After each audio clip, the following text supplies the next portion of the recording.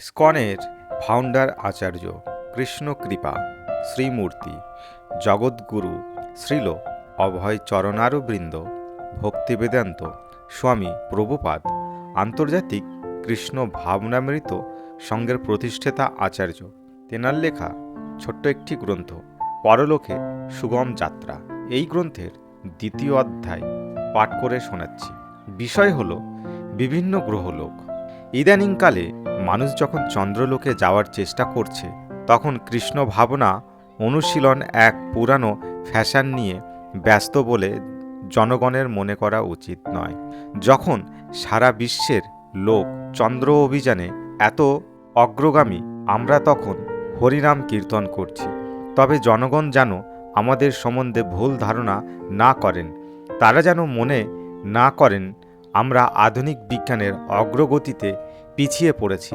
বস্তুত ইতিমধ্যেই আমরা সমস্ত বৈজ্ঞানিক অগ্রগতিকে অতিক্রম করে গেছি। ভগবদ্গীতায় উল্লেখ করা হয়েছে যে ঊর্ধ্বলোকে যাওয়ার মানুষের এই প্রচেষ্টা নতুন নয়। পত্রিকার শিরোনামায় প্রকাশিত হয় চন্দ্রলোকে মানুষের প্রথম পদক্ষেপ। অথচ সাংবাদিকেরা জানেন না যে লক্ষ লক্ষ চন্দ্রলোকে গিয়ে ফিরে এসেছেন।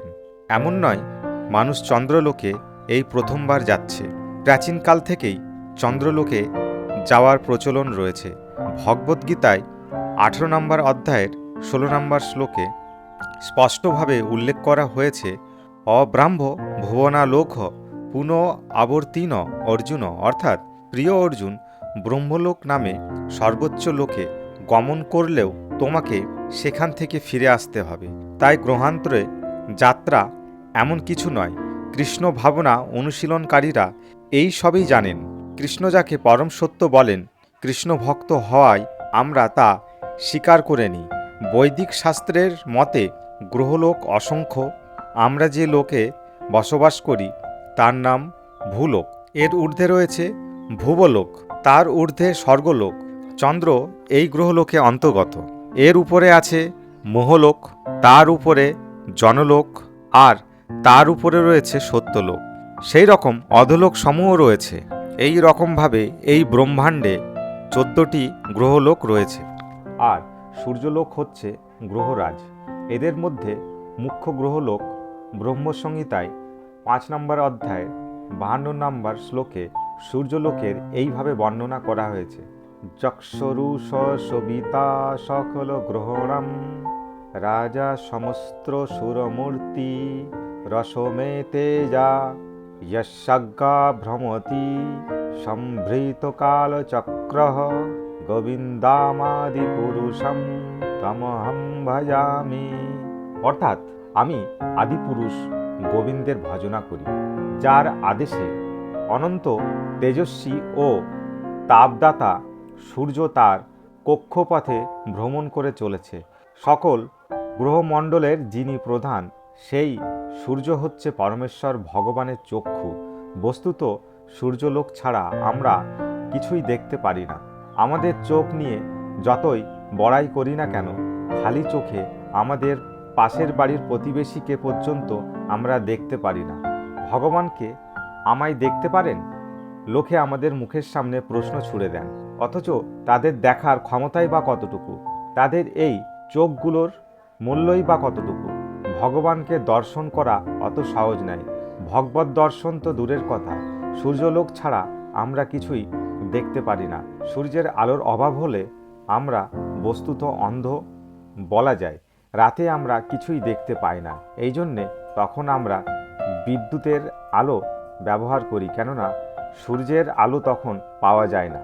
মহাকাশে শুধু একটা নয়, লক্ষ লক্ষ বহু কোটি সূর্য রয়েছে। ব্রহ্মসংহিতায় 5ম অধ্যায়ের 40 নম্বর শ্লোকে এসবও উল্লেখ করা হয়েছে, যস্য প্রভা প্রভবত জগদ্দণ্ডকোটি কোটিম্বশেষ বসুধাদি বিভূতি ভিন্নম তৎব্রহ্ম নিষ্কলামন্তম শেষভূতম গোবিন্দামাদি পুরুষম তমহম ভজামি। পরমেশ্বর ভগবান কৃষ্ণের চিন্ময় দেহের রশ্মি ছটাকে ব্রহ্মজ্যোতি বলা হয়। আর সেই ব্রহ্মজ্যোতিতে অসংখ্য গ্রহলোক রয়েছে, ঠিক যেমন সূর্যলোকে অসংখ্য গ্রহ আছে। কৃষ্ণের দেহ নিঃসৃত উজ্জ্বল আলো অসংখ্য গ্রহলোক ও ব্রহ্মাণ্ড রয়েছে। বহু ব্রহ্মাণ্ডের অস্তিত্বের বিষয় আমাদের কাছে তথ্য আছে, আর প্রতিটি ব্রহ্মাণ্ডে একটি করে সূর্যলোক রয়েছে। এইভাবে লক্ষ লক্ষ বহু কোটি ব্রহ্মাণ্ড, লক্ষ লক্ষ বহু কোটি সূর্য, চন্দ্র ও গ্রহলোক সমূহ রয়েছে। এই সব গ্রহলোকের একটিতেও গেলে শুধু সময়ের অপচয় হবে। কৃষ্ণ কিন্তু এই অভিমত প্রকাশ করেছেন। এমন কেউ চন্দ্রলোকে গেছে, কিন্তু মানব সমাজ তাতে কিভাবে উপকৃত হলো? 10 বছর ধরে চেষ্টা করে এত অর্থ, এত শক্তি খরচ করে চন্দ্রলোকে গিয়ে তাকে শুধু স্পর্শ করে তাতে মানবজাতির কি উপকার হলো? কেউ কি সেখানে বসবাস করতে পেরেছে? সেখানে কাউকে, প্রিয়জনকে আমন্ত্রণ করে আনতে পেরেছে? এমনকি কেউ যদি চন্দ্রলোকে যেতেও পারে, বসবাসও করতে পারে, তাতে কি লাভ হলো? এই ভূলোকেই হোক, অন্য কোনো লোকেই হোক, যতদিন আমরা এই ভব সংসারে আছি, জন্ম মৃত্যু ও জরাব্যাধির সংসার ক্লেশ আমাদের সঙ্গে যাবে। এগুলি থেকে আমাদের রেহাই নেই, মুক্তি নেই। এমনকি অক্সিজেন মুখোশ পরেও যদি সম্ভব হয় আমরা চন্দ্রলোকে গিয়েও বসবাস করি, তাহলে কতদিনই বা সেখানে থাকতে পারবো? তার উপর বসবাসের সুযোগ সুবিধা থাকলেও আমাদের কি উপকারেই বা হবে সেখানে থেকে? হয়তো আমরা দীর্ঘায়ু হব, কিন্তু চিরকাল আমরা সেখানে বসবাস করতে পারবো না। কিন্তু কখনো সম্ভব নয়। দীর্ঘায়ু হলেও বা আমরা কিভাবে উপকৃত হব? তর্ব কিম ন জীবন্তি, বৃক্ষরা কি সুদীর্ঘ জীবন ভোগ করে না? সান ফ্রান্সিসকো শহরের কাছেই একটা বন দেখেছিলাম। সেখানে 700 বছরের পুরানো একটা গাছ আছে, কিন্তু এত দীর্ঘকাল বেঁচে কি সুবিধা?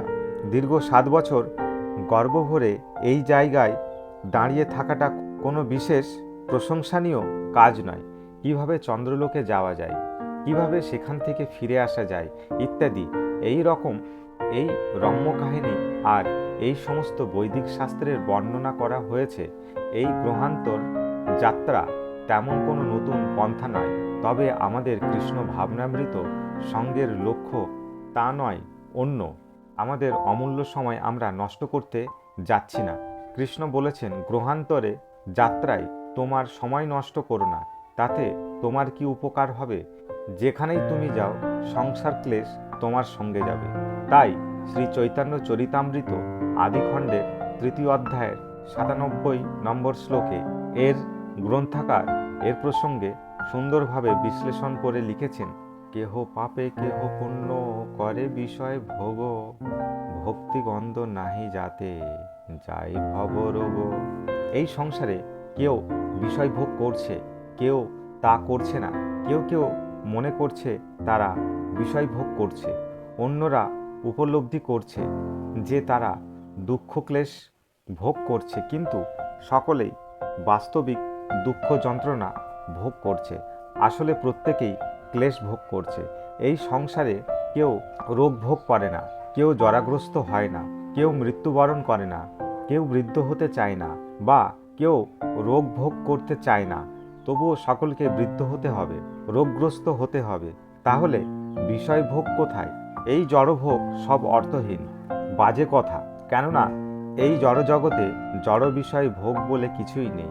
এটা কেবল আমাদের কল্পনা, এটা উপভোগ্য আর ওটা দুঃখজনক, এই রকম ভাবা উচিত নয়। বস্তুত সংসারে সবাই দুঃখ ভোগ করছে। তাই শ্রী চৈতন্য চরিতামৃতে উল্লেখ করা হয়েছে যে আহার, নিদ্রা, ভয়, মৈথুন ও আত্মরক্ষা ব্যবস্থা সবসময় থাকবে, তবে এগুলি বিভিন্ন মানের থাকবে। যেমন ধরুন, আমেরিকানবাসীরা সে দেশে জন্মগ্রহণ করেছে, এটা হলো তার পূর্বজন্মের পূর্ণ কর্মের ফল।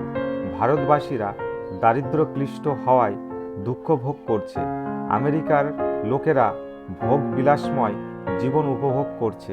আর ভারতের জনজীবনে ভোগ বিলাস না থাকলেও তারাও জীবনযাপন করছে। তাদের উভয় তো আহার্য পাচ্ছে। আসল কথা হলো, ভারত দরিদ্র হতে পারে, কিন্তু তার ফলে খাদ্য অভাবে সব ভারতীয়ের মৃত্যু হয়নি। পূর্ণামৃতার পূর্ণাত্মার গৃহেই জন্ম হোক বা পাপাত্মার গৃহেই জন্ম হোক, দেহের 4টি মুখ্য প্রয়োজন আহার, নিদ্রা, মৈথুন ও আত্মরক্ষা। যে কোনো পরিস্থিতিতেই তৃপ্ত করা যাবে। তবে সমস্যা হচ্ছে জন্ম, মৃত্যু, জরা ও ব্যাধি, এই 4টি বন্ধন থেকে কিভাবে মুক্ত হওয়া যায়। এই জন্ম, মৃত্যু, জরা, ব্যাধিময় সমস্যাগুলিরই হচ্ছে যথার্থ সমস্যা। আমি কি খাবো তা নয়। পশু পাখিদের এই সব সমস্যা নেই। ভোর হওয়া মাত্রই তারা চিচি চিচি কলরব করে। তারা জানে যে তাদের খাবার তারা পাবে। কেউই অনাহারে মরছে না। তার উপর জনস্পৃত বলে কিছুই নেই, কেননা ভগবানের ব্যবস্থাপনায় সকলেই তাদের প্রয়োজনীয় সামগ্রী পায়। উচ্চতর মানের জড়ভোগ প্রাপ্তি জীবনের অন্তিম লক্ষ্য নয়। প্রকৃত সমস্যা হলো কি করে জন্ম, মৃত্যু, জরা, ব্যাধি থেকে মুক্ত হওয়া যায়। শুধু বিশ্বময় পরিভ্রমণ করে, সবসময় অপচয় করে এই সব সমস্যাগুলি সমাধান করা যায় না। এমনকি সর্বোচ্চ লোকে গিয়েও কেউই এই সমস্যার সমাধান করতে পারেন না, কেননা মৃত্যু সব জায়গায় রয়েছে। বৈদিক শাস্ত্র থেকে জানা যায় চন্দ্রলোকবাসীর আয়ু 10,000 বছর, আর সেখানে একদিন 12 ঘন্টা, এখানে 6 মাসের সমান। এইভাবে 10,000-এর 180 গুণ বছর হলো চন্দ্রবাসীর আয়ুষ্কাল। যাই হোক, চন্দ্রলোকে গিয়ে সুদীর্ঘকাল সেখানে বসবাস করা এই জগতের লোকের পক্ষে অসম্ভব। তা না হলে বেদের সমস্ত শিক্ষাই মিথ্যা হয়ে যায়। আমরা চাঁদে যাওয়ার চেষ্টা করতে পারি, তবে সেখানে গিয়ে বসবাস করা আমাদের পক্ষে সম্ভব হবে না। এই জ্ঞান বৈদিক শাস্ত্রে আছে। আমরা সোজা কৃষ্ণলোকে যেতে আগ্রহী। কৃষ্ণ ভগবদ্গীতায় 9 নম্বর অধ্যায়ের 25 নম্বর শ্লোকে উল্লেখ করেছেন, ইয়ান্তি দেবব্রতা দেবান, পিত্রন ইয়ান্তি পিতৃব্রতা, ভূতানি ইয়ান্তি ভূতেজ্য, ইয়ান্তি মদাজ্জি নহ পপিমাম। অর্থাৎ চন্দ্রলোক, এমনকি সূর্যলোকেও যাওয়া যায়, বা অন্য কোটি কোটি গ্রহলোকেও যাওয়া যায়, অথবা অনন্ত বিষয়াসক্তরা এখানেই থাকতে পারে। তবে আমার ভক্তরা আমার কাছে আসবে, এই হচ্ছে আমাদের লক্ষ্য। কৃষ্ণ ভাবনা অনুশীলনকারীর অন্তিমে পরমধাম কৃষ্ণলোক প্রাপ্তির নিশ্চয়তা আমরা আলস্য ভরে বসে নেই। আমরাও অন্যান্য গ্রহলোকে যাওয়ার চেষ্টা করি। আমরা কিন্তু শুধু সময় নষ্ট করছি না। ধীর ও বুদ্ধিমান ব্যক্তি জড়জগতের কোনো গ্রহেই প্রবেশ করতে ইচ্ছা করে না। এই সব গ্রহে জন্ম, মৃত্যু, জরা ও ব্যাধি, এই 4 রকম দুঃখ যন্ত্রণাগুলি সবসময় রয়েছে। ভগবদ্গীতা থেকে আমরা শিক্ষা লাভ করি যে এই ব্রহ্মাণ্ডে সর্বোচ্চ গ্রহলোকেও জন্ম, মৃত্যু, জরা ও ব্যাধি রয়েছে। ভগবদ্গীতা থেকে আমরা জানতে পারি যে ব্রহ্মলোকের একদিন আমাদের পৃথিবীর হিসাবে লক্ষ লক্ষ বছর। এসবই বস্তুত সত্য। এমনকি ব্রহ্মলোকে পৌঁছানো সম্ভব হলেও বিজ্ঞানীরা বলে যে কৃত্রিম উপগ্রহের গতিবেগে গেলেও তাতে কিন্তু 40,000 বছর লাগবে। কে 40,000 বছর ধরে মহাকাশ যাত্রায় প্রস্তুত? বৈদিক শাস্ত্র থেকে আমরা জানতে পারি যে আমরা যে কোনো লোকে প্রবেশ করতে পারি, তবে যদি আমরা সেই উদ্দেশ্যে প্রস্তুত হই। দেবতাদের আবাস উচ্চতর লোকে কেউই প্রবেশ করতে প্রস্তুত হলে সে তাও পারে। সেই রকম কেউ নিম্নলোকেও যেতে পারে, বা কেউ ইচ্ছা করলে এই পৃথিবীতেও থাকতে পারে। পরিশেষে ইচ্ছা করলে সে পরমেশ্বর ভগবানের ধামেও প্রবেশ করতে পারে। সবই প্রস্তুতির ব্যাপার। তবে জড় ব্রহ্মাণ্ডের সকল লোকেই অনিত্য।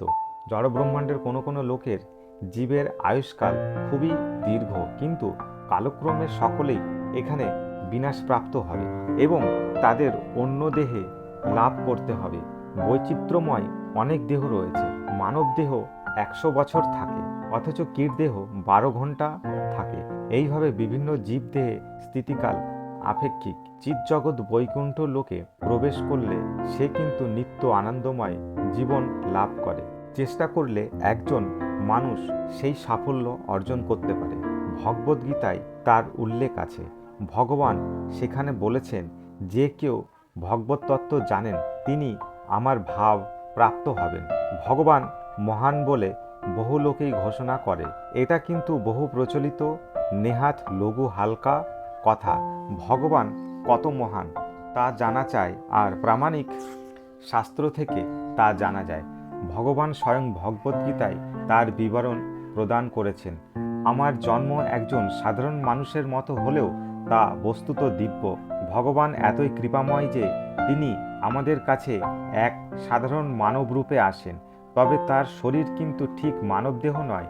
যে মূর্খরা কৃষ্ণতত্ত্ব জানে না তারা তাকে আমাদের মতো একজন সাধারণ মানব বলে মনে করে। ভগবদ্গীতার ৯ নম্বর অধ্যায়ের ১১ নম্বর শ্লোকে কৃষ্ণ তা বিশ্লেষণ করেছেন।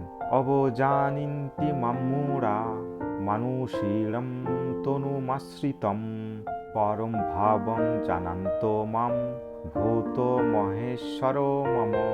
অর্থাৎ যখন আমি মানব দেহে অবতরণ করি তখন মূর্খরা আমাকে অবজ্ঞা করে, আর আমার পরম ভাব ও আমি যে সব কিছুরই পরম নিয়ন্তা মহেশ্বর এ সম্বন্ধে তারা অজ্ঞ। সদ্গুরুর অনুগ্রহ যদি আমরা যথার্থ শাস্ত্র পাঠ করি তাহলে আমরা কৃষ্ণকে জানার এক সুযোগ পাই, আর আমরা শুধু ভগবতত্ত্ব জানতে পারলেই, কেবল এই ভগবতত্ত্ব হৃদয়ঙ্গম করা মাত্র আমরা মুক্ত হই। অদ্বয় জ্ঞান পরমেশ্বর ভগবানকে মানব জীবনে আমাদের পক্ষে সম্পূর্ণভাবে জানা সম্ভব নয়, তবে সদ্গুরু ও ভগবতত্ত্ব ভগবদ্গীতা শিক্ষার মাধ্যমে আমাদের সাধ্যমতো আমরা ভগবানকে জানতে পারি। যদি আমরা তত্ত্বত কৃষ্ণকে জানতে পারি তাহলে দেহত্যাগের পর আমরা ভগবদ্ধামে প্রবেশ করতে পারি। কৃষ্ণ বলেছেন, তত্ত্বত দেহ পুনর্জন্ম নৈত্য মামেতি সহ অর্জুন। এই দেহত্যাগ করে কৃষ্ণতত্ত্ববিদ আর কখনোই এই জড়জগতে ফিরে আসেন না, কারণ তিনি ভগবদ্ধামে আমার কাছে চলে আসেন। কৃষ্ণ ভাবনামৃত আন্দোলনের উদ্দেশ্য হচ্ছে এই উন্নত তত্ত্বজ্ঞান জনসাধারণের কাছে পরিবেশন করা, আর এই পদ্ধতি খুবই সরল। কেবল পবিত্র কৃষ্ণনাম কীর্তন করা, হরে কৃষ্ণ কৃষ্ণ কৃষ্ণ হরে হরে, হরে রাম রাম রাম হরে হরে। তখন তার চিত্তদর্পণ মার্জিত হয়, আর সে যে ভগবানের অবিচ্ছেদ্য অংশ ও ভগবানের নিত্যদাস তা উপলব্ধি করে। এই পদ্ধতিও খুবই সুখপ্রদ। আমরা হরে কৃষ্ণ মহামন্ত্র কীর্তন করি, আমরা তালে তালে নৃত্য করি আর উপাদেহে প্রসাদ গ্রহণ করি। এইভাবে আনন্দময় জীব উপভোগ করে পরবর্তী জীবনে আমরা ভগবত ধামে প্রবেশের জন্য প্রস্তুত হই। এসবই বাস্তবত সত্য, মন গড়া কৃত্রিম কিছুই নয়। একজন অনভিজ্ঞ ব্যক্তির কাছে এটা একটা মন গড়া কৃত্রিম কিছুই বলে মনে হতে পারে, তবে যে ঐকান্তিকভাবেই ভগবত উপলব্ধি করতে চায়, অন্তর্যামী কৃষ্ণ তার কাছে আত্মপ্রকাশ করেন। কৃষ্ণ ও সদ্গুরুই উভয় নিষ্কপট ভক্তকে সাহায্য করেন। সদ্গুরু হচ্ছেন সকলের হৃদয়স্থ অন্তর্যামী বহিঃপ্রকাশ। ভগবত অনুভূতিতে ঐকান্তিকভাবে আগ্রহী ব্যক্তিকে পরমাত্মা সদ্গুরুর সন্ধান দিয়ে তক্ষুনি সাহায্য করেন। এইভাবে পরমার্থ অনুশীলনের আগ্রহী ব্যক্তিকে অন্তর ও বাহির থেকে সাহায্য করা যায়। ভগবত পুরাণের শিক্ষা অনুযায়ী পরম সত্য ৩ রূপে উপলব্ধি হয়। প্রথমে নির্বিশেষ ব্রহ্মরূপে, তারপর পরম ব্রহ্ম বা অন্তর্যামী পরমাত্মা রূপে। অণুর নিউট্রনকে পরমাত্মা প্রতিনিধি রূপে গ্রহণ করা যেতে পারে। এই নিউট্রনও অণুতে প্রবেশ করে। ব্রহ্মসংহিতায় এই তথ্য পাওয়া যায়, কিন্তু চরমে তাকে সমগ্র ঐশ্বর্য, বল, যশ, শ্রী, জ্ঞান ও বৈরাগ্য পূর্ণ অচিন্ত্য শক্তি বিশিষ্ট সর্বাকর্ষক পরম পুরুষ কৃষ্ণরূপে উপলব্ধি করা। মনুষ্যরূপে অবতার করে ভগবান শ্রীরাম ও ভগবান কৃষ্ণ এই 6টি শক্তি পূর্ণরূপে প্রদর্শন করেছিলেন। এক শ্রেণীর মানুষই শুধু, যারা অনন্য কৃষ্ণ ভক্ত, কেবল তারাই প্রামাণিক শাস্ত্রের মাধ্যমে ভগবান কৃষ্ণকে চিনতে পারেন, আর জড়া প্রকৃতির প্রভাবে অন্যরা বিভ্রান্ত হয়। অতএব যার সমান কেউ নেই, যার প্রতিদ্বন্দ্বী কেউ নেই, সেই অদ্বিতীয় পুরুষই হচ্ছেন পরম সত্য। ব্রহ্মজ্যোতি হল তার দিব্য দেহের রশ্মি ছটা। যেমন সূর্যরশ্মি হল সূর্যের আলোক ছটা, বিষ্ণু পুরাণে জড়াশক্তিকে অবিদ্য বা অজ্ঞান বলা হচ্ছে, আর তা সকাম কর্ম ইন্দ্রিয় তৃপ্তি রূপে প্রদর্শিত হয়েছে। জীবাত্মা যদিও ইন্দ্রিয় ভোগের জন্যে মায়া বিমোহিত হওয়ার প্রবণতা বশত জড়া প্রকৃতির পাশে আবদ্ধ হতে পারে, তবুও সে পরাপ্রকৃতি বা চিৎ শক্তির অন্তর্গত। এই অর্থে জীবাত্মা উৎকৃষ্ট তটোচ্ছা শক্তি, অথচ জড় পদার্থ নিকৃষ্ট শক্তি। শ্রেয় চিৎ শক্তি বা অপ্রাকৃত শক্তির সান্নিধ্য ছাড়া জড়ের বিকাশ হয় না। এই শ্রেয় পরাপ্রকৃতি সোজাসুজি চিন্ময় ব্রহ্মের অবিচ্ছেদ্য অংশ। সাধারণ লোকের কাছে জীবাত্মা প্রদর্শিত এই পরাপ্রকৃতি বিষয়বস্তু নিঃসন্দেহে দুরূহ, খুব জটিল। এই জন্যে জনগণের কাছে পরাপ্রকৃতি আশ্চর্যজনক, চমকপ্রদ। কখনো কখনো জনগণ অপূর্ণ ইন্দ্রিয় দ্বারা আংশিকভাবে এই শক্তিকে হৃদয়ঙ্গম করতে সক্ষম হয়, আবার কখনো এই প্রকৃতিতে বুঝতেই সম্পূর্ণভাবে জনগণ ব্যর্থ হয়। এই জন্যে আচার্য শ্রেষ্ঠ কৃষ্ণ বা গুরু শিষ্য পরম্পরার ধারায় তার প্রতিনিধি কৃষ্ণ ভক্তের কাছ থেকে শ্রবণ করা সবচেয়ে ভালো।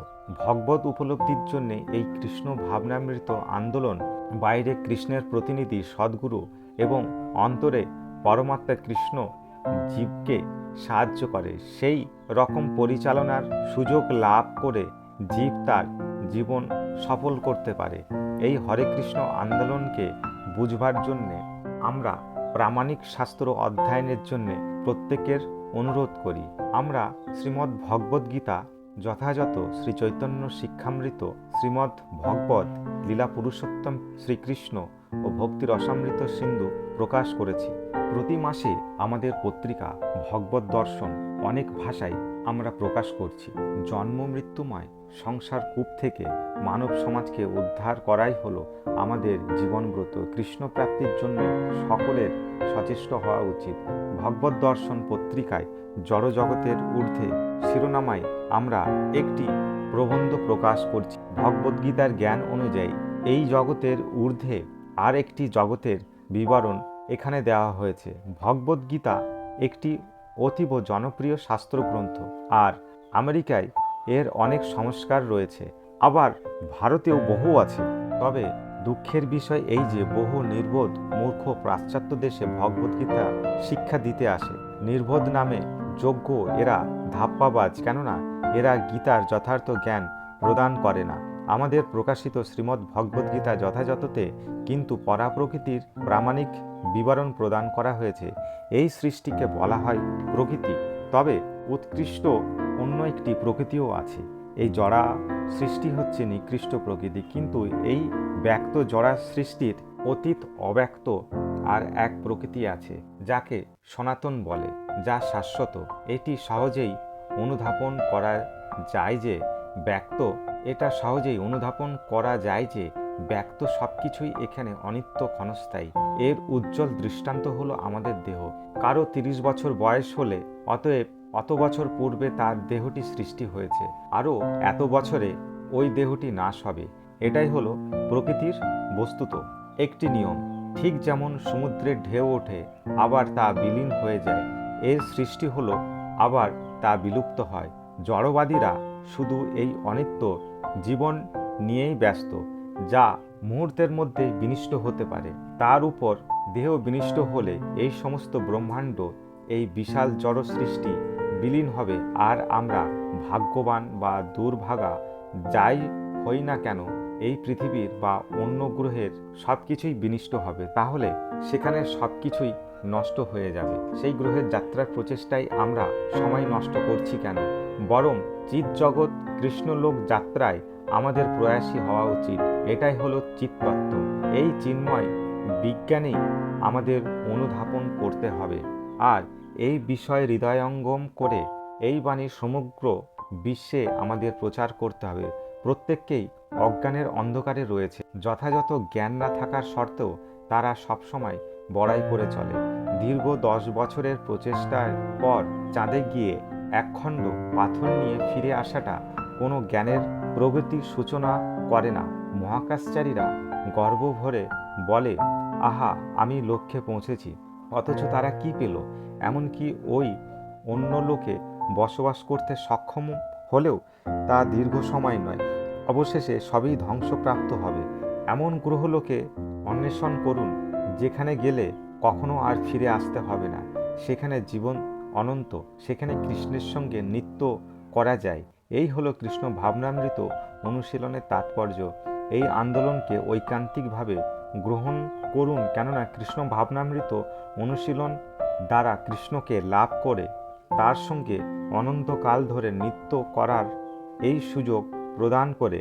বৈদিক শাস্ত্র থেকে আমরা জানতে পারি যে এই জড়া প্রকৃতি হল ভগবানের সমগ্র সৃষ্টি মাত্র এক চতুর্থাংশ।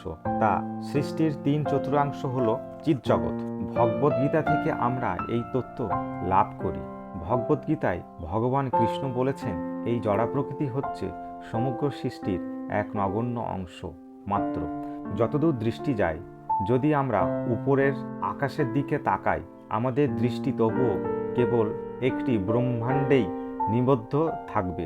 যাকে সৃষ্টি, যাকে জড়া প্রকৃতি বলে, তার মধ্যে অসংখ্য ব্রহ্মাণ্ড একসঙ্গে পুঞ্জীভূত হয়ে রয়েছে। তবুও ঊর্ধ্বে আছে চিদাকাশ বা পরম ব্রহ্ম, বা ভগবদ্গীতায়ও উল্লেখ করা হয়েছে। গীতায় কৃষ্ণ বলেছেন, জড়া প্রকৃতির অতীত অন্য এক প্রকৃতি আছে। সেই প্রকৃতি সনাতন, সেই প্রকৃতি শাশ্বত, সেই প্রকৃতির আদির কোনো ইতিহাস নেই, আর এর অন্তও নেই। আর যার আদিও অন্ত নেই, তাকে সনাতন বলে উল্লেখ করে। তাই এই বৈদিক সংস্কৃতির নাম সনাতন ধর্ম, কেননা কেউই এই সংস্কৃতির সূচনার ইতিহাস খুঁজে পায় না। খ্রিস্টান ধর্মেও 2000 বছরের ইতিহাস আছে, আর মুসলিম ধর্মেরও একটি ইতিহাস আছে, কিন্তু বৈদিক সংস্কৃতির আদি অন্বেষণ করলে তা কেউ খুঁজে বের করতে পারবে না। তাই এই সংস্কৃতিকে সনাতন ধর্ম বলা হয়।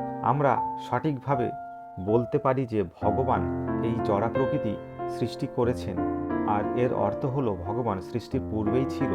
এই সৃষ্টি করেছেন কথাটি দ্বারতেই অনুধাবন করা যায়। বিশ্ব সৃষ্টির পূর্বেই ভগবান বিরাজমান ছিলেন। তাই ভগবান সৃষ্টির অধীন তত্ত্ব নন। সৃষ্টির অধীন তত্ত্ব হলে কিভাবে তিনি সৃষ্টিকর্তা হলেন? তাহলে তিনি জড়া প্রকৃতি বা সৃষ্টির কোনো এক বিষয় হতেন। ভগবান কিন্তু সৃষ্টির কোনো অধীন তত্ত্ব নন। ভগবান সৃষ্টিকর্তা, আর তাই তিনি সনাতন, তিনি শাশ্বত, তিনি অনন্ত। পরমব্রহ্ম নামে এক চিদাকাশ আছে। সেখানে অসংখ্য বৈকুণ্ঠ লোক আছে, যেমন অসংখ্য বৈকুণ্ঠবাসী আছেন, যারা ওই চিন্ময় লোকে বসবাসের যোগ্য নয়। তাদের এই জড়জগতে প্রেরণ করা যায়। স্বেচ্ছায় আমরা এই জড়দেহ ধারণ করছি, অথচ আমরা বস্তুত চিন্ময় জীবাত্মা। এই জড়দেহ ধারণ করা উচিত হয়নি। কখনো এবং কবে আমরা এই জড়দেহ ধারণ করেছিলাম তার ইতিহাস খুঁজে পাওয়া যাবে না। কখন প্রথম মায়াবদ্ধ জীবাত্মা তা করেছিল তার ইতিহাস কেউ খুঁজে বের করতে পারে না। 84 লক্ষ জীবদেহ রয়েছে। জলে 9 লক্ষ রকমের প্রজাতি আছে, 20 লক্ষ রকমের লতাদি। দুঃখের বিষয় এই যে এই বৈদিক শিক্ষা কোনো বিশ্ববিদ্যালয়ে প্রদান করে না, অথচ এসব বাস্তব সত্য উদ্ভিদতত্ত্ববিদ ও প্রত্নতত্ত্ববিদেরা গবেষণা করতে দেওয়া হোক। এই বৈদিক সিদ্ধান্ত সম্বন্ধে ডারউইনের জৈব পদার্থের বিবর্তনবাদ অবশ্য শিক্ষা প্রতিষ্ঠানের বিশেষভাবে প্রসিদ্ধ। তবে ভগবত পুরাণ ও অন্যান্য শাস্ত্র গ্রন্থে কিভাবে বিভিন্ন প্রজাতির জীবাত্মার বিবর্তন সম্পর্কে বর্ণনা করা হয়েছে, এটি কোনো এক নতুন ধারণা নয়, অথচ শিক্ষকেরা ডারউইনবাদের কেবল গুরুত্ব আরোপ করেছে। যদিও আমাদের বৈদিক সাহিত্যে জীবতত্ত্ব সম্বন্ধে অশেষ তত্ত্ব রয়েছে। সৃষ্টির বহু ব্রহ্মাণ্ডের জীবকুলের মধ্যে আমরা কেবল এক সামান্য ভগ্নাংশ মাত্র। এই জগতের জীবের জড়দেহ নিন্দনীয়। যেমন কারাগৃহে কয়েদিরা সরকারের কাছে নিন্দনীয়, কিন্তু সমগ্র জনগণের মধ্যে সংখ্যায় তারা সামান্য অংশ মাত্র। এমন নয় যে সমগ্র জনসাধারণেরই কারাগৃহে যায়। কেবল সরকারি আইন অমান্যকারীরা কিছু কয়েদি হয়। সেই রকম এই জড়জগতের মায়াবদ্ধ জীব হচ্ছে ভগবানের সৃষ্টির সমগ্র জীবকুলের কেবল এক ভগ্নাংশ মাত্র। আর ভগবানকে অমান্য করাই, কৃষ্ণের আদেশ পালন না করাই তাদের সকলকে এই জড়জগতে বাস করতে হচ্ছে। জিজ্ঞাসু ও জ্ঞানী ব্যক্তির অনুধাবনের চেষ্টা করা উচিত। এই মায়াবদ্ধ দশায় আমি পতিত হলাম কেন? আমি তো সংসার যন্ত্রণা ভোগ করতে চাই না। দৈহিক ও মানসিক ক্লেশকে নিয়ে 3 রকমের ক্লেশ আছে। আমেরিকার হাওয়াই দ্বীপপুঞ্জে আমার ঘরের সামনে একটি লোক জবাই করার জন্য কিছু পশু ও পাখি রেখেছিল। আমার শিষ্যদের আমি এই দৃষ্টান্ত দিই, পশুগুলো এখানে দাঁড়িয়ে আছে, আর তুমি তাদের বলো, ওহে বাছা পশুর দল, তোমরা এখানে দাঁড়িয়ে আছো কেন? দৌড়ে পালিয়ে যাও, তোমাদের জবাই করার জন্যে নিয়ে যাবে কসাইখানা। তারা কিন্তু পালিয়ে যেতে পারে না, তাদের সেই বুদ্ধি নেই। অজ্ঞানে নিরাপত্তাহীনভাবে ক্লেশ ভোগ করা পশুর জীবন যে অনুধাবন করতে পারে না, যে সে ক্লেশ যন্ত্রণায় ভোগ করছে অথচ মনে করছে যে সে বেশ ভালোই আছে, সেটা হলো পাশবিক চেতনা। মানব চেতনা নয়, ত্রিতাপ যন্ত্রণা সম্বন্ধে প্রকৃত মানুষের চেতনা হওয়া উচিত। জন্ম মৃত্যু জরা ও ব্যাধি যন্ত্রণার সম্বন্ধে সচেতন হওয়া চাই, আর এই সব ক্লেশ তাপ থেকে উদ্ধারের পথ অনুসন্ধান করা চাই। এইটি হওয়া উচিত আমাদের গবেষণার বিষয়। আমাদের জন্মের শুরু থেকেই আমরা যন্ত্রণা ভোগ করছি।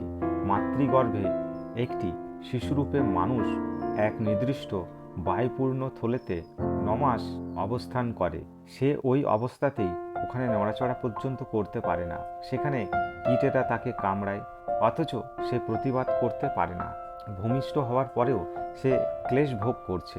তার মা নিঃসন্দেহে তার যথেষ্ট যত্ন নেয়, তবুও শিশুটি কাঁদে, কেননা তাকে যন্ত্রণা ভোগ করতে হয়। পোকার কামড় বা ক্ষুধায় সে কাঁদে, আর তার মা জানে না কি করে তাকে শান্ত করা যায়। মাতৃগর্ভ থেকেই তার যন্ত্রণা ভোগের শুরু। জন্মের পরে যেই সে বড় হতে থাকে, তখন আবার ক্লেশ তাপ ভোগ করতে হয়। সে যেতে না চাইলেও স্কুলে যেতে সে বাধ্য হয়। সে পড়তে চায় না, অথচ শিক্ষক তাকে পাঠদান করে। যদি আমরা জীবনকে বিশ্লেষণ করি, তাহলে আমরা দেখব যে আমাদের জীবন দুঃখ যন্ত্রণা পরিপূর্ণ। কেন?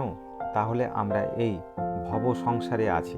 মায়াবদ্ধ জীব তেমন প্রখর বুদ্ধিমান নয়।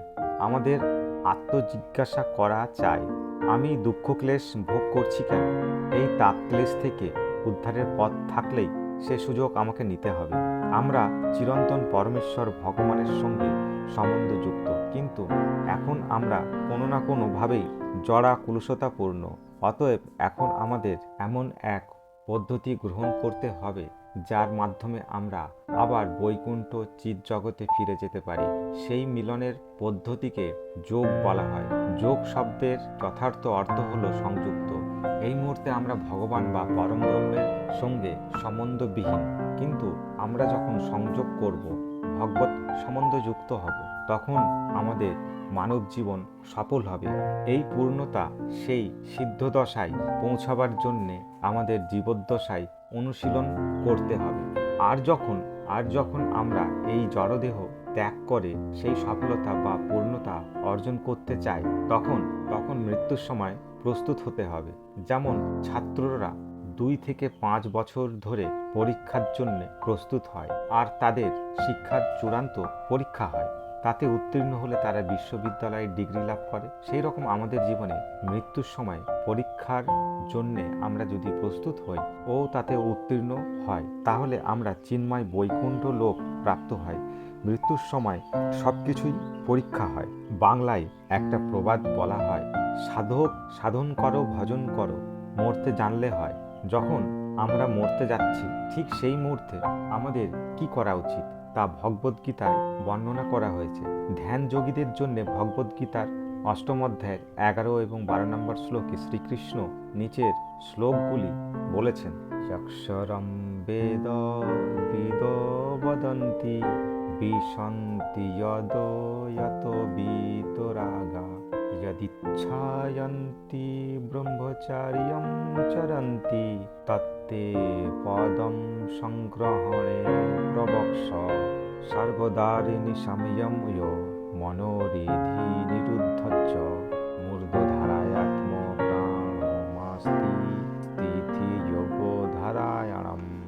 বেদবিদ ও পণ্ডিতেরা যাকে অক্ষর ব্রহ্ম বলে অভিহিত করেন, বিষয়ে আসক্তি শূন্য সন্ন্যাসীরা যাতে প্রবেশ করেন, ব্রহ্মচারীরা যাকে লাভ করার ইচ্ছায় ব্রহ্মচার্য পালন করেন, তার কথা আমি সংক্ষেপে তোমাকে বলবো। ইন্দ্রিয়ের সব কয়টি দ্বার সংযম করে মনকে হৃদয়ে নিরোধ করে এবং ভূহৃদয়ের মধ্যে প্রাণ স্থাপন করে যোগে স্থিতি হতে হয়। এখন চোখ জড়া প্রকৃতির সৌন্দর্য উপভোগে ব্যস্ত। চোখকে সেই ভোগ থেকে নিবৃত্ত করে আমাদের অন্তরের সৌন্দর্য দর্শনে নিযুক্ত হতে হবে, যাকে প্রত্যাহার বলে। সেই রকম অন্তর থেকেও ওই শব্দ ব্রহ্ম শ্রবণ করা যায়। গীতার ৮ম অধ্যায় ১৩ নম্বর শ্লোকে বলা হয়েছে, ওম ইতি অক্ষরম ব্রহ্ম ব্রহরম মাম অনুস্মরণ ইয়া প্রায়ত তেজো দেহম সয়াতি পরমাম গতিম। যোগ অনুশীলনে নিরত হয়ে পবিত্র অক্ষর ব্রহ্ম ওমকার উচ্চারণ করে পরমেশ্বর ভগবানকে স্মরণ করে কেউ দেহত্যাগ করলে সে নিশ্চয়ই চিন্ময় লোক বৈকুণ্ঠ গতি লাভ করে। এইভাবে সকল ইন্দ্রিয়কে সংযত করে মনকে ভগবান বিষ্ণুর শ্রীমূর্তিতে আবিষ্ট করতে হবে। একেই যোগসিদ্ধ অবস্থা বলে। মন অতীব চঞ্চল, তাই মনকে হৃদয়ে স্থির করতে হবে। তা করা হলে প্রাণবায়ুকে ব্রহ্মরন্ধ্রে পাঠাতে হবে। তখন যোগ অনুশীলনে পূর্ণতা লাভ হবে। সিদ্ধযোগী তখন কোন গ্রহলোকে যাবে তা নির্ণয় করে। জড়জগতে অসংখ্য গ্রহলোক আছে, আর এই সব গ্রহলোকের অতীত হচ্ছে চিন্ময় বৈকুণ্ঠ লোক। এইসব তত্ত্ব বৈদিক শাস্ত্রে যোগীরা এইসব তথ্য পেয়েছেন। যেমন আমেরিকায় আসবার আগে বই থেকে আমি এই দেশের বিবরণ পেয়েছিলাম, সেই রকম উচ্চলোক ও চিন্ময় বৈকুণ্ঠ লোকের বিবরণ বৈদিক শাস্ত্রে পাওয়া যায়। যোগী এইসব জানেন, তাই তিনি ইচ্ছামতো যে কোনো গ্রহলোকে স্বয়ং যেতে পারেন। তবে এ কাজ তার কোনো মহাকাশযানের প্রয়োজন হয় না। জড়বিজ্ঞানীরা বহু বছর ব্যাপী চেষ্টা করে চলেছেন, আর তারা ১০০ বা ১০০০ বছরের বেশি চেষ্টা করে তবে তারা কোনো গ্রহলোকেই পৌঁছাতে পারবে না। হয়তো বৈজ্ঞানিক পন্থায় ২-১ জন কোনো গ্রহলোকে পৌঁছাতে পারে, কিন্তু সেটা কোনো সাধারণ পন্থা নয়। অন্য লোক প্রাপ্তির স্বীকৃতি সাধারণ পন্থা হলো যোগ বা জ্ঞানমার্গ অনুশীলন। তবে ভক্তিযোগ ভক্তিমার্গ জড়জগতের কোনো গ্রহলোক প্রাপ্তির জন্য নয়। যারা পরমেশ্বর ভগবানের সেবা বা ভক্তিযোগের অনুশীলনে নিযুক্ত তারা এই জগতের কোনো গ্রহলোকে যেতে আগ্রহীশীল নয়, কেননা তারা জানেন যে গ্রহলোকেই তিনি প্রাপ্ত হন। সেখানেও তিনি ভব সংসারের ৪টি অবস্থা দেখতে পারবেন। কোনো কোনো গ্রহলোকে জীবের আয়ুষ্কাল এই জগতের জীবের চেয়েও অনেক দীর্ঘ হলেও সেখানে মৃত্যু আছে। যারা কৃষ্ণ ভাবনাময় তারা কিন্তু জন্ম মৃত্যু জরা ও ব্যাধিময় ভব সংসার অতিক্রম করে। কৃষ্ণ ভাবনাময় জীবন পারমার্থিক জীবন মানে হচ্ছে এই সংসার ক্লেশ থেকে মুক্তি। ভগবদ্গীতার ২য় অধ্যায়ের ২০ নম্বর শ্লোকে শুরুতেই তা প্রতিপন্ন হয়েছে, না হন্যতে হন্য মানে শরীরে। আমরা জীবাত্মা, আর তাই আমরা শাশ্বত সনাতন। তাহলে আমরা জন্ম মৃত্যু চক্রের অধীন হব কেন? এই ভাবনা উন্নত বুদ্ধিমত্তার পরিচয়। যারা কৃষ্ণ ভাবনাময় তারা খুবই বুদ্ধিমান, কারণ তারা জড়জগতের কোনো গ্রহলোকে প্রাপ্তিতেই অনুগ্রহশীল নয়। সেখানে জীবের আয়ুষ্কাল সুদীর্ঘ হলেও বরং তারা ভগবানের মতো এক দেহ লাভ করতে চায়। ঈশ্বরম পরমম কৃষ্ণ সচিদানন্দ বিগ্রহ। ব্রহ্মসংহিতার ৫ম অধ্যায়ের ১ নম্বর শ্লোকে ভগবদ্দেহ সচিদানন্দময়। সৎ মানে শাশ্বত সনাতন, আর চিৎ মানে জ্ঞানময়। আনন্দ হচ্ছে আনন্দপূর্ণ। কৃষ্ণ ভাবনাময় জীবন মানেই হলো এই সংসার ক্লেশ ভব যন্ত্রণা থেকে মুক্তি। এই জন্যই বুদ্ধিমান ব্যক্তিরা কোনো গ্রহলোক প্রাপ্তিতেই প্রয়াসী হন না। আজকাল মানুষ চন্দ্রলোকে যাওয়ার চেষ্টা করেছে, আর চন্দ্রলোকে যাওয়া খুবই কঠিন হলেও যদি সেখানে আমরা প্রবেশ করতে পারি আমাদের আয়ু অনেক বর্ধিত হবে। অবশ্য এই দেহের জীবনের ক্ষেত্রেও তা প্রযোজ্য নয়। এই দেহে যদি আমাদের চন্দ্রলোকে প্রবেশ করতে হয় সেই মুহূর্তে আমাদের মৃত্যু নিশ্চিত। কোন গ্রহলোকে প্রবেশ করলে সেই গ্রহলোকের উপযুক্ত দেহ থাকা চাই। প্রত্যেক গ্রহলোকে বসবাসকারীর সেই গ্রহে উপযুক্ত দেহ রয়েছে। যেমন আমরা এই দেহে জলে প্রবেশ করতে পারি, তবে আমরা সেখানে বসবাস করতে পারি না। সেখানে হয়তো আমরা ১৫ কি ১৬ ঘন্টা থাকতে পারি বা ২৪ ঘন্টাও থাকতে পারি, কিন্তু ওই পর্যন্তই। অথচ জলে সারাটা জীবন যাপন উপযুক্ত শরীর জলজীবদের রয়েছে। সেই রকম কেউই একটা মাছকে জল থেকে তুলে জমিতে রাখলে অচিরেই মাছটির মৃত্যু হবে। এমনকি এই গ্রহের বিভিন্ন জায়গায় জীবনযাপনের উপযুক্ত বিভিন্ন রকম দেহ রয়েছে। সেই রকম অন্য গ্রহলোকে প্রবেশ করার জন্যে এক উপযুক্ত দেহ লোকের জন্যে আমাদের প্রস্তুত হতে হবে। কোনো জীবাত্মা যৌগিক পন্থায় চন্দ্রলোকে গমন করে সে সুদীর্ঘ জীবন প্রাপ্তি হয়। আমাদের 6 মাসের ঊর্ধ্বলোকে একদিন হয়। এইভাবে চন্দ্রলোকবাসী 10,000 বছর বাঁচে। বৈদিক শাস্ত্রের এই বিবরণ। এইভাবে একজন সুদীর্ঘ জীবন লাভ করলেও তবুও মৃত্যু সেখানে রয়েছে। 10-20 বা এমনকি লক্ষ লক্ষ বছর পরেও মৃত্যু আসে। বস্তুত আমরা অবিনশ্বর। ভগবদ্গীতায় 2য় অধ্যায়ের 20 নম্বর শ্লোকে সমর্থন পাওয়া যায়, ন হন্যতে হন্যে মানে শরীরে। আমরা চিন্ময় আত্মা, আর তাই আমরা শাশ্বত। তাহলে আমরা জন্ম মৃত্যু চক্রের অধীন হব কেন? এইভাবে চিন্তা করা বুদ্ধিমত্তার লক্ষণ। কৃষ্ণ ভাবনা অনুশীলনকারী খুবই বুদ্ধিমান, কেননা সুদীর্ঘ জীবনকাল সত্ত্বেও মৃত্যুময় ঊর্ধ্বলোক প্রাপ্তিতে তা আগ্রহী নয়। পক্ষান্তরে তারা ভগবানের মতো দেহ লাভ করতে চায়। ঈশ্বর পরম কৃষ্ণ সচিদানন্দ বিগ্রহ। ব্রহ্মসংহিতার 5ম অধ্যায়ের 1 নম্বর শ্লোকে ভগবত দেহ সনাতন, চিন্ময় ও আনন্দ ঘন। সৎ মানে সনাতন, চিৎ মানে চিন্ময়, আনন্দ হচ্ছে আনন্দ ঘন। আমাদের বই রসরাজ কৃষ্ণ এই উল্লেখ করা হয়েছে, যদি আমরা চিৎ জগৎ, কৃষ্ণলোক বা অন্য কোনো বৈকুণ্ঠ লোকে যাই, তাহলে আমরা ভগবানের মতো এক সচিদানন্দ অর্থাৎ সনাতন, চিন্ময় ও আনন্দ ঘন দেহ লাভ করব। তাই যারা জড়জগতের অপেক্ষাকৃত উন্নত লোকে যাওয়ার চেষ্টা করেছেন, তাদের চেয়ে যারা কৃষ্ণ ভাবনাময় হওয়ার প্রয়াসী, তাদের লক্ষ্য বিভিন্ন। ভগবান কৃষ্ণ বলেছেন, মর্ধানায়ার্থাৎ মন প্রাণায়াম অস্তিত্ব যোগ ধারণারম, অর্থাৎ চিৎ জগতে যাওয়া হলে যোগ ধারণার সিদ্ধি। গীতার 8ম অধ্যায়ের 12 নম্বর শ্লোকে এই কথাটি বলা হয়েছে। জীবাত্মা হল দেহস্থ এক অণু কণা মাত্র। আমরা এক চিৎকণাকে দেখতে পাই না। যোগ অনুশীলনকারী আত্মাকে ব্রহ্মানন্দে ওঠায়। জীবিতাবস্থায় এই অনুশীলন চলে। যখন ব্রহ্মানন্দে নিজেকে স্থাপন করে কেউ, তখন তার মধ্যে দিয়ে বের হতে পারে। তখন সে সিদ্ধি লাভ করে। তখন তিনি তার ইচ্ছামতো যে কোনো ঊর্ধ্বলোকে যেতে পারে। এটি হচ্ছে যোগীর সাফল্য। যোগী যদি চন্দ্রলোক দেখতে উৎসুক হন, তিনি বলতে পারেন, আহা, দেখা যাক চন্দ্রলোক কেমন, তখন আমি ঊর্ধ্বলোক সমূহে যাব। ঠিক যেমন দেশ ভ্রমণকারীরা ইউরোপ, ক্যালিফোর্নিয়ায়, কানাডা বা অন্যান্য দেশে যায়। যোগ অনুশীলনের মাধ্যমে বহু গ্রহলোকে যাওয়া যায়, তবে সেখানেই সে যাক ভিসা ও শুল্ক ব্যবস্থা দেখবে। সে অন্য লোকে যেতে হলে যোগ্যতা সম্পূর্ণ হওয়া চাই। অনিত্য গ্রহলোকের জীবনকালে সুদীর্ঘ হলেও কৃষ্ণ ভাবনাময় ব্যক্তিরা সেখানে যেতে আগ্রহী নন। মৃত্যুর সময় যোগী শব্দ ব্রহ্ম ওঙ্কার উচ্চারণ করতে পারে, আর সেই সময় মাম অনুসরণ কৃষ্ণ বিষ্ণুকে স্মরণ করে তিনি পরম গতি লাভ করেন। যোগ সাধারণ লক্ষ্য বা উদ্দেশ্য হলো মনকে বিষ্ণুতে কেন্দ্রীভূত করা। নির্বিশেষবাদীরা কল্পনা করে যে তারা ভগবান বা বিষ্ণুর রূপ দর্শন করে, কিন্তু সবিশেষবাদীরা তা কল্পনা করে না। বস্তুত তারা পরমেশ্বর ভগবানের রূপ দর্শন করেন। কল্পনার মাধ্যমে মনকে কেন্দ্রীভূত করা হোক বা বস্তুত তাকে দর্শন করুন, যে কোনো ক্ষেত্রেই বিষ্ণু রূপে মনকে কেন্দ্রীভূত করা চাই। মামের অর্থ পরমেশ্বর ভগবান বিষ্ণুতেই।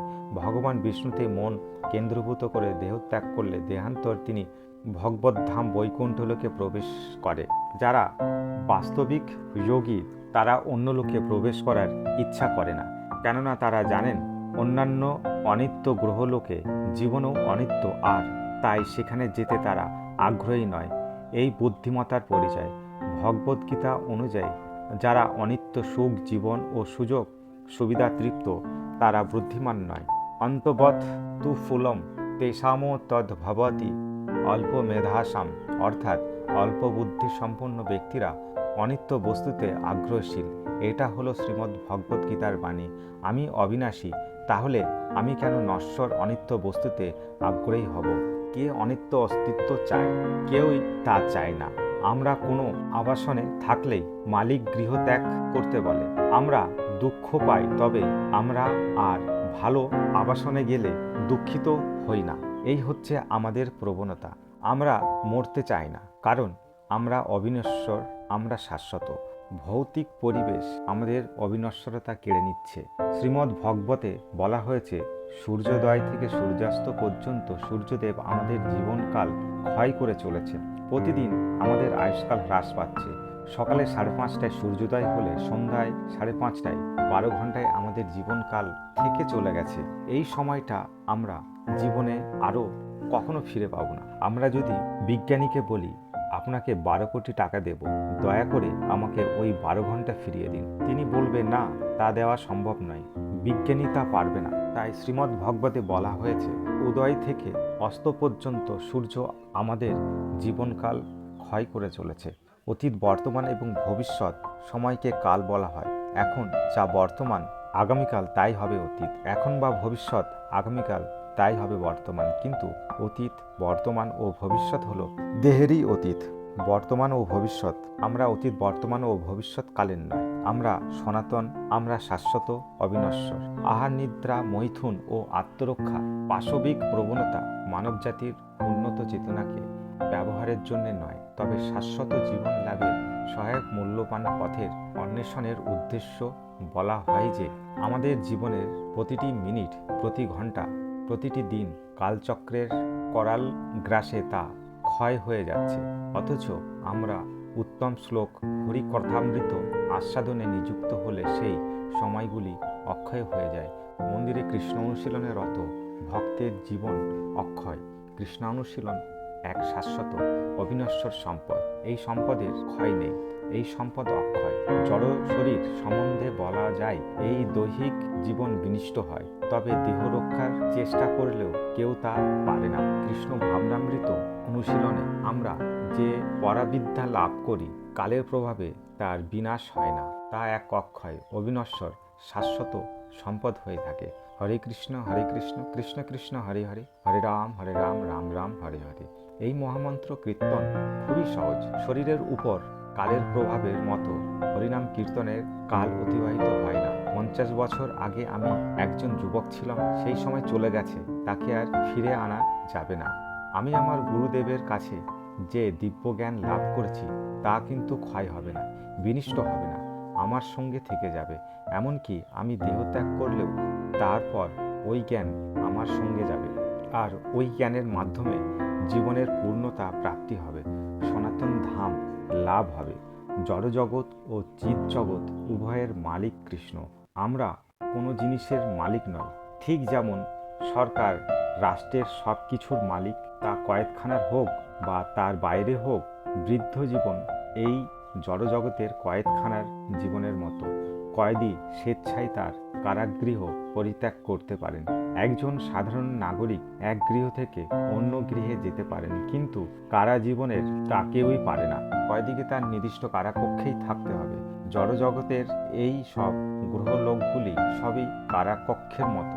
আমরা চন্দ্রলোকে যাওয়ার চেষ্টা করছি, অথচ যান্ত্রিক উপায় কার্যত তা সম্ভব নয়।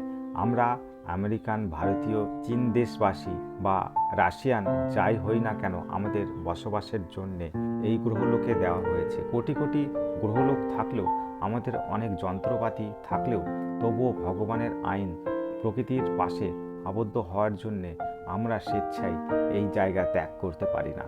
কোনো কারাগৃহে আবদ্ধ ব্যক্তি উচ্চতর কর্তৃপক্ষের অনুমোদন ছাড়া স্বেচ্ছায় অন্য কারাগৃহে যেতে পারে না। কৃষ্ণ ভগবদ্গীতায় বলেছেন যে কারাগৃহে কক্ষ থেকে কক্ষান্তরে যাওয়ার প্রচেষ্টা করা উচিত নয়। এইভাবে কেউ সুখী হতে পারে না। কোনো কায়দে যদি মনে করে আমি কারাগারের এই কক্ষে আছি, আর কক্ষ পরিবর্তনে কারারক্ষককে আমি অনুরোধ করি, আর তাহলে আমি সুখী হব, সেটা ভুল ধারণা। কারাগারের প্রাচীরের ভিতরে যতক্ষণ কেউ থাকে, সে কখনোই সুখী হতে পারে না। কারাকক্ষ পরিবর্তন দ্বারা পুঁজিবাদী থেকে সাম্যবাদী হয়ে আমরা সুখী হতে চেষ্টা করি। এই মতবাদ বা ওই মতবাদ, এইসব থেকে মুক্তি লাভ আমাদের লক্ষ্য হওয়া উচিত। জড়বাদের এই মতবাদকে সম্পূর্ণ পরিবর্তন করা চাই। আমরা তখন সুখী হতে পারব। এই হচ্ছে কৃষ্ণ ভাবনামৃত কর্মসূচি কার্যক্রম।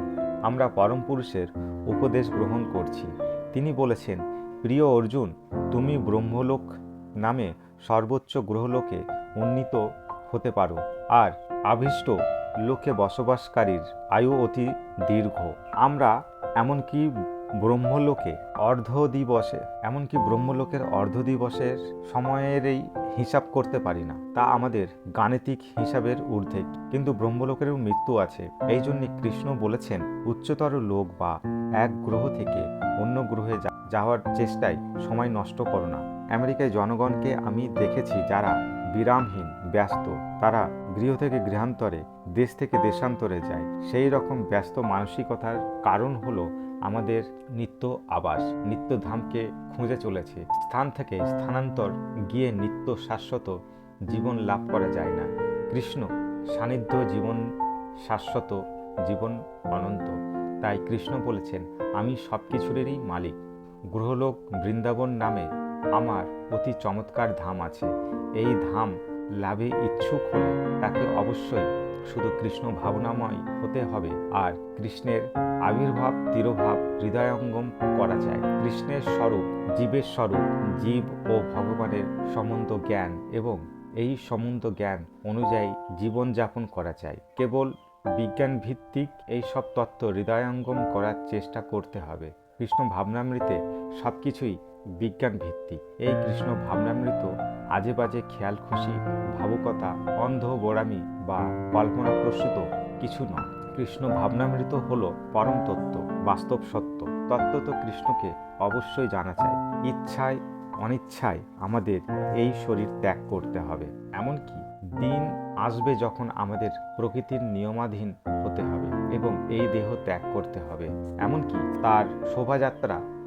তার শোভাযাত্রায় প্রেসিডেন্ট কেনেডিকেও পর্যন্ত প্রকৃতির নিয়মের অধীনে এক দেহ থেকে অন্য দেহ গ্রহণ করতে হয়েছিল। তাই বলতে পারেনি, ওহে আমি প্রেসিডেন্ট, আমি কেনেডি, আমি অন্য দেহ গ্রহণ করব না। তিনি দেহান্তর হতে বাধ্য হয়েছেন।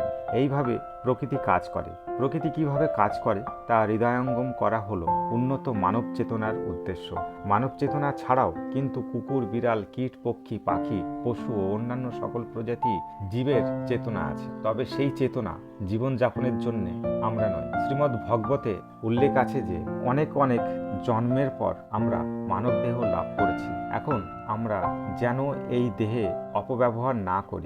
দয়া করে কৃষ্ণ ভাবনার বিকাশ করে এই মানব জীবনের উপযোগ করুন ও সুখী হন।